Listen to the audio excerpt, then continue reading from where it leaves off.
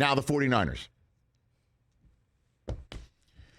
I mean, the whole Jimmy G is there, and it's just going to make Trey Lance nervous, and it's going to ruin the whole quarterback room and locker room and season for the Niners. All that talk, as we all know, went poof in the middle of last week's first half when Trey Lance gets hurt. And the whole idea, certainly with the Niners winning, is like, okay, now it's just going to be Jimmy G and the Niners, just like last year, and this team is going to go on a deep run because Jimmy G is much better than Trey Lance and much more efficient and much more veteran, and the locker room believes in him, and he took the team to the NFC Championship game last year, so on and so forth. But what we saw last night from Jimmy G and the Niners on offense is exactly why we were wondering how Jimmy G could push Lance and create a problem if he gets in the game, because he will be more veteran than Lance, and we will see the ball come out in ways that Lance did not have it leave his hand and get into the hands of, say, like somebody named Deebo Samuel, who, as we know, had a terrific game last night. And certainly in the first half was going off in a way that we did not see in the first 2 weeks of this season. And last year, what we saw over the last 2 years from Deebo Samuel to earn the contract that he got in every way possible is because Jimmy G was the guy throwing him the ball last year. So we saw that. And then we also saw from Jimmy G the exact reason why they traded all those picks to go get his replacement.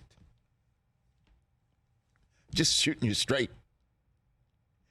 We saw from Jimmy G some football and head-shaking plays that caused the Niners to essentially say 2 drafts ago, we're done with Jimmy G long-term, and the clock starts ticking on the end of his realm right now.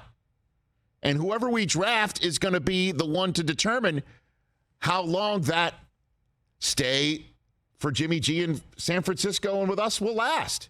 And it turned out to be a kid who was very green in Trey Lance, and they didn't have to make that move at the starters role last year, and decided this year was the end because Jimmy G plays football at the quarterback position on occasion so erratically, so mistake-prone, that they just can't live with him anymore.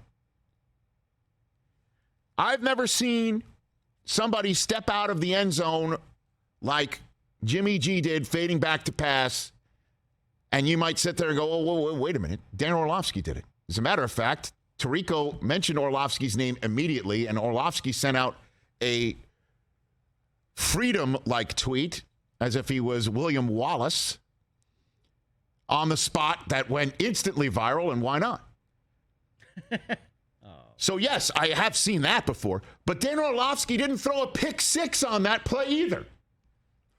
I've never seen somebody step out of the end zone to create his own safety, and it's the better result than the actual play that resulted. It saved them 4 points. That's a first. That's a first. It was actually better for San Francisco that he stepped out, because if he didn't, it would have been a pick six. They would have lost the lead on the spot instead of forcing the Broncos to force us to continue to watch them on offense to try and score points. I'm telling you, man, this is exactly why they wanted to move on from Jimmy G. And then Trent Williams goes out and gets hurt, which was significant, to say the least, because he's the, an all-pro at the left tackle for a reason and going to the Hall of Fame for a reason. Yeah. But then Jimmy G has a chance to win the game late. Did he no-look that pass over the middle? I don't think he was looking directly at it. He flung it over the middle, and Kurt Warner will always tell you on game day morning that Jimmy G's biggest mistakes are between the hash marks, and he did it again last night. You can't make that throw that he made at the end of the game when you're driving and all you need is to get Robbie Gould set up in the thin Rocky Mountain air to win this game. You cannot make that throw. You cannot turn that ball over, and he did. It's exactly why they wanted to move on from him. But they got him, and he's still better than most. Certainly the options that they had. And so now it's a 1-2 San Francisco 49ers team taking on the Rams on Monday Night Football next week. They better still have the Rams number. Otherwise, they're 1-3. Yeah. 2+ games behind the defending champs in the NFC West, if that's the result that the Rams get coming out of next Monday night. Huge game. This is what Coach Shanahan said after the game about Jimmy G's play, that safety, and he took one for everybody. He took one for everybody because, as I told you, his seat's not hot. Go for it.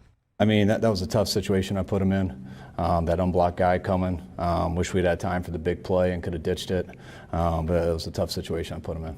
How would you evaluate the way Jimmy played today? I thought he played real well in the first half. I mean, I thought he made some plays, hit the ones that were there, and then made some that weren't there. In the second half, I don't think anyone on offense did good, including myself. I mean, we didn't really get into rhythm the whole time, and our defense did a hell of a job keeping us in there, but we weren't able to get it going. Defense looks great, don't they? Yeah, oh, my looked gosh. really good yesterday, yeah. I mean, certainly when they're getting away with trips like Nick Bosa did. Boy, that shot that Bosa had of That's looking completely reviewable. Guilty. It's got to be reviewable. I know. It really hurt the Broncos to kick off the second half that way. But the defense looks terrific. Boy, how great is Fred Warner? He's everywhere. Oh, God, I love watching him play. Everywhere. So, look, Niners defense, you're looking good. Jimmy G's just got to get rid of those mistakes.